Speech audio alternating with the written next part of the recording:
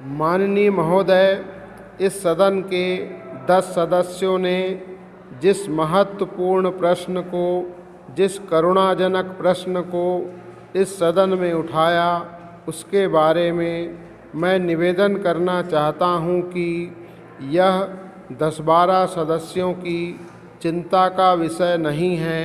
मेरे ख्याल में यह पूरे राष्ट्र की चिंता का विषय है। इसलिए इस प्रश्न को राष्ट्रीय दृष्टि से सोचना चाहिए और इसी दृष्टि को सामने रखते हुए इसके समाधान का जरिया सोचना चाहिए। मैंने इस प्रश्न को इसलिए राष्ट्रीय प्रश्न कहने की हिम्मत की है कि जिन लोगों को बसाने की, जिन लोगों की तकलीफ़ों की यहाँ चर्चा की गई है, उनमें से ज़्यादातर वे लोग हैं जिन्होंने हमारे राष्ट्र की सुरक्षा, हमारे राष्ट्र की इज्जत और हमारे राष्ट्र के गौरव को बचाने में अपनी जान की बाजी लगाकर हमारी सेनाओं की सहायता की है। पैरा। इसलिए मैं कहता हूँ कि उनके गौरव की जो गाथाएं हैं वे हमारे राष्ट्रीय इतिहास का एक अंग बन चुकी हैं।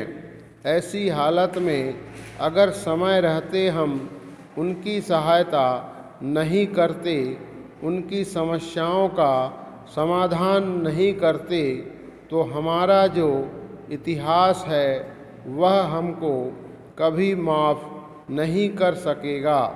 मैं अपने शासन से यह कहना चाहता हूँ कि इस बारे में शासन का जो दृष्टिकोण है वह कोई ज़्यादा अच्छा दृष्टिकोण नहीं है।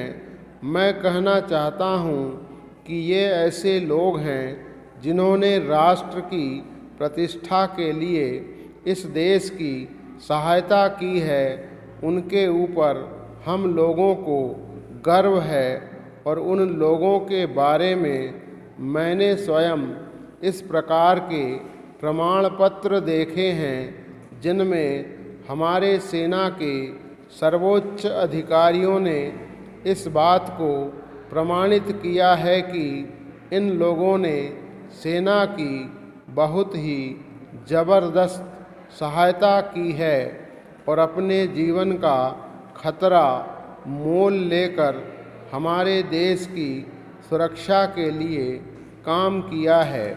ऐसे लोगों को अधिक से अधिक सहायता दी जानी चाहिए। इस समय कैंपों के अंदर उनकी जो दयनीय स्थिति है उसको तत्काल ठीक किया जाना चाहिए।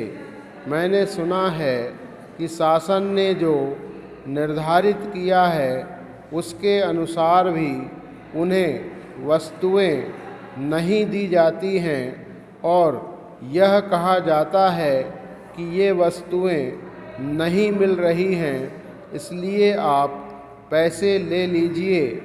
कितने आश्चर्य की बात है कि अगर बाज़ार में चीज़ें नहीं मिल रही हैं तो वे कहाँ से खरीदेंगे।